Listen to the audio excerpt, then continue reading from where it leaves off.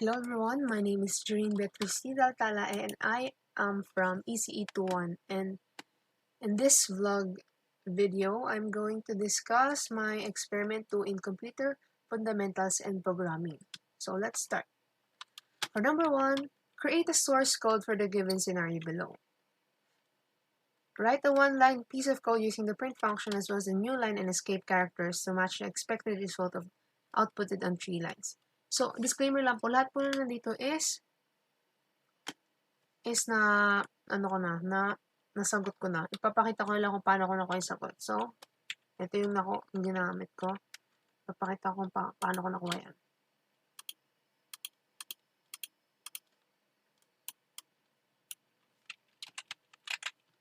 So, print. Ayan, ito is escape character, tas yung T means tab. Yung function niya is katulad lang sa normal. Kapag nagawa kayo essays and stuff. And para naman makilala itong gagamitin nating apostrophe, mag-i-insert tayo ng escape character.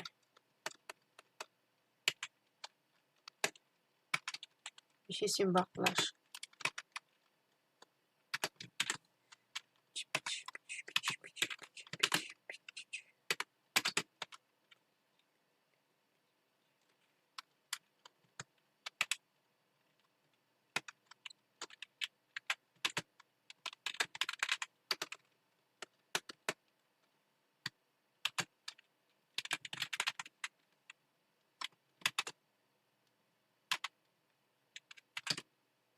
Yung new line is para sa next line. Pala.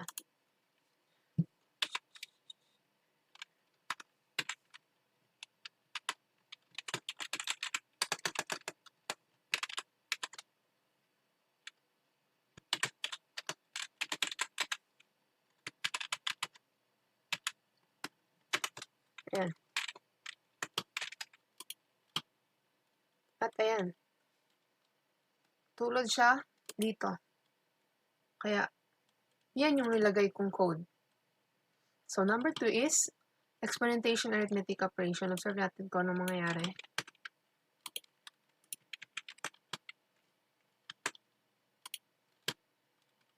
So, ayan.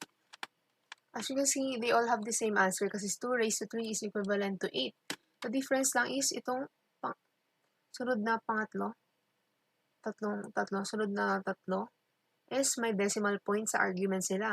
Kapag sa rules kasi ng Python, kapag may decimal point sa operation, kahit ano dun sa dalawang number, or kung parehas man, magiging result sa isang float, which is, ang float is yung nagko-contain ng fractional part. Or kaya, yung sagot is naging 8.0. 8.0. Yung 8 naman, integer lang kasi wala namang decimal point dito. At nare-register din pala kasi yung float sa presence ng decimal point. Kaya, sagot ko, all the print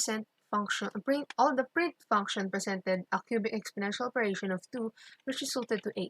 All of them displayed the same answer with the decimal except the first one, which does not contain any decimal point in the argument. The others have a decimal point in different placements in the argument, but they still show the same results. So, ito naman. Observe the output for each multiplication arithmetic operation naman. Kanina, exponentation, ngayon naman, is multiplication arithmetic na.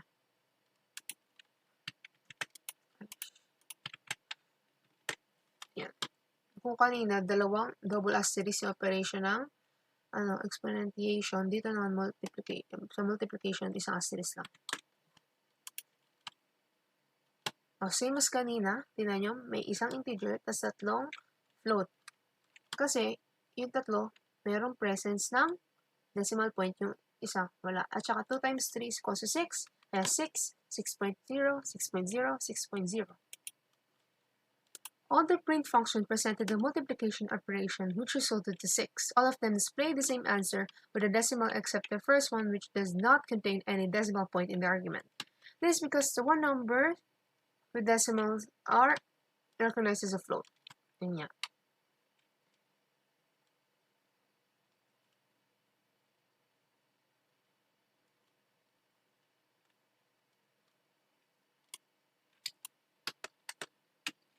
So ito, pang-apat is division arithmetic operation. Let's observe what's gonna happen.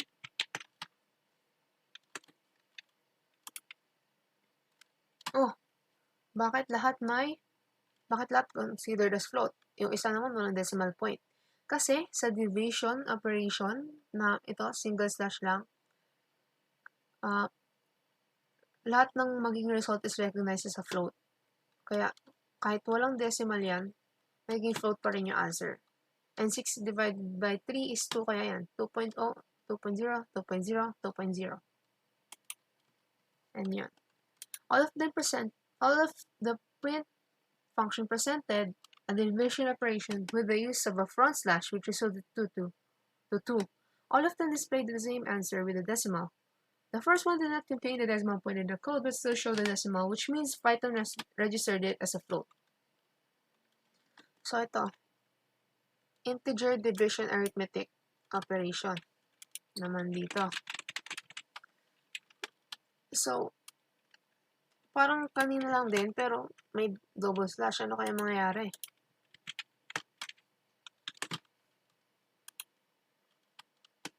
O, ayan yung naging sagot. Kung kanina, yung lahat ng answer is always float, dito naman, marirecognize siya as integer. Nagko-confirm siya sa rules ng integer at saka float. Yan. Since ito, walang decimal point, magiging integer lang. Ito, may decimal point, magiging float. Magiging float din to. Float. Ito naman. 6 divided by 4. Diba, kapag kinalculate nyo yan, 1.5 yung lalabas. Pero bakit dito 1 lang? Dito rin 1 lang, pero float. Kasi, sa integer division operation, yung results is always to the, nag-round off, is always rounded. Rounded to the lesser integer. So, since 1.5, yung lesser integer niya is 1. Yun yung naging sagot, 1. And 6 divided by 3, 2 pa rin, syempre.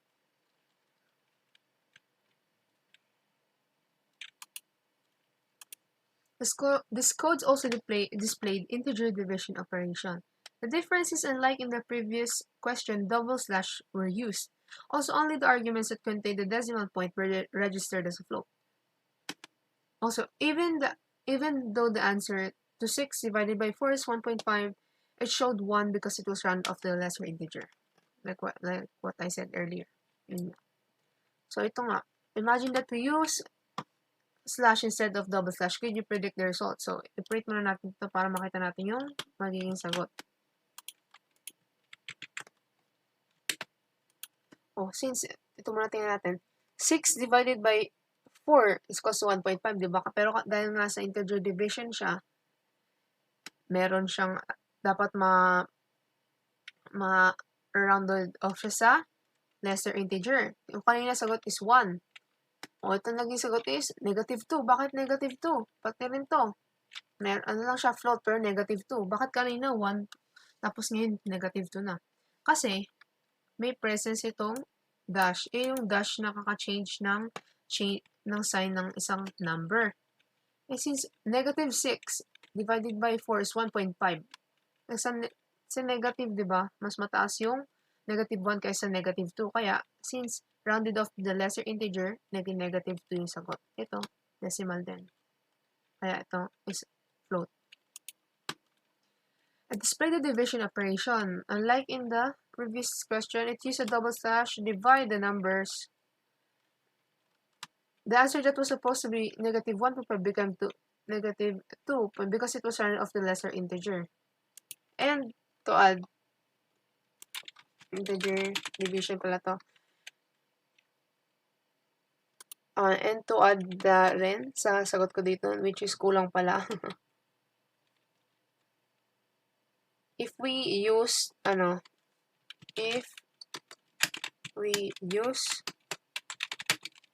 a single slash, it will result to 1.5.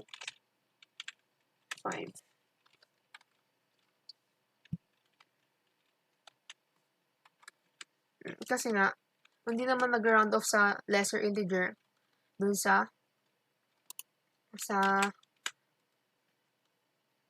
single slash, division ng single slash. Dito kasi integer division operation, yun. Kaya ayun, nag-round off. Check na rin natin to be sure kung tama ba yung sinabi ko. Ayun, negative 1.5 na. So, ito naman. Observe the output for each remainder arithmetic operation. So, obvious naman tong percentage. Ito yung operator ng remainder operation. So, dito naman sa remainder operation, katulad niya, remainder, for sure may kinalaman sa division. Yung remainder, di ba? Leftover siya ng division. Kapag may natira na hindi na kaya i-divide, yun yung remainder. Tingnan natin. Yung magiging sagot. 2 and 3.0. Kasi kapag dinivide mo yan, 14 divided by 4, may matitirang 2. Kasi tatlo lang naman makukuha mo dyan eh. 12. 14 minus 12, 2. Dito naman, may dalawa kang makukuha na na 4.5. Tapos, yung makukuha mong remainder is 3. Kaya 3 yung sagot. At saka, since may presence ng float dito, ng float na number, or decimal point na lang, yung sagot is registered as a float. Ito naman. The codes display the remainder operation, which results to getting what is left over after division. That is why the answer are 2 and 3.0 because they are the remainders of the operation above. Ito naman. Observe the output for each addition arithmetic operation. Addition naman pala to. Siyempre, alam naman natin ng addition. Pero, merong presence ng dash which can change the signs to negative. Kaya tingnan natin kung ano magiging sagot. And 0 kasi negative 4 plus 4 is equals to 0. Negative 4 point plus 8 is positive na. Pero float siya kasi may point dito. At ito, isang number lang siya pero dahil sa may negative sign siya rito, na-recognize siya as a negative number. This presented an addition operation. It also used a dash to change the sign of the numbers as a negative. This followed the normal rules in addition using integers. Yeah. Kasi integers, include siya positive and negative. So ito, exercises naman. What is the output of the following snippet? At ba natin nakuha to?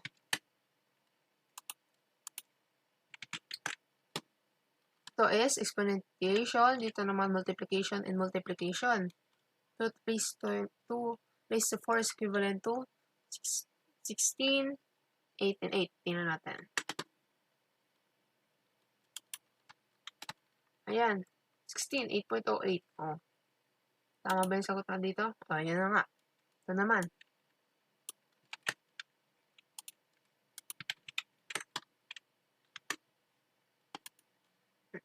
Ito, division, integer division. Ayan. Negative 0.5, 0.5, 0 at 1. Kasi ito, 0.5 yung yung magiging sagot dapat, lesser integer 0. Ito naman, since negative 0.5, lesser integer niya, negative 1. So, 2 divided by 4 is equals to 0.5. At syempre, dahil division lang to, siya, registered as a float. Ito rin, negative 0.5 lang. Tama ba? Ayan na, negative 0.5, 0.5, 0, and negative 1. The last one. There's a remainder, tsaka ito, exponentiation. Tingnan natin kung makuha natin sagot. At yan, ang nakuha natin sagot is negative 2, 2, at saka 512 kasi 3 raised to 2, 9, and 2 raised to 9, 512. Tama ba yung sagot natin? Yan. Negative 2, 2, and 512. So, conclusion, of the experiment. The literals are essential to recognizing the codes in Python programming. It helps you in identifying strings and numbers in code. The difference in integers and floats in the Python can further affect the outcomes of the output, especially when using them in different operations such as addition, subtraction, division, multiplication, and remainder. This experiment helped the students familiarize themselves with the basic concepts of literals and operations in Python, which will be helpful in the following modules and activities. So for recommendation, students use the literals, strings, boolean values, and operations more often. They should manipulate the codes while using it, as it may bring surprising results and achieve new outcomes. And that's all for this video. I hope you like it po. And thank you po for listening.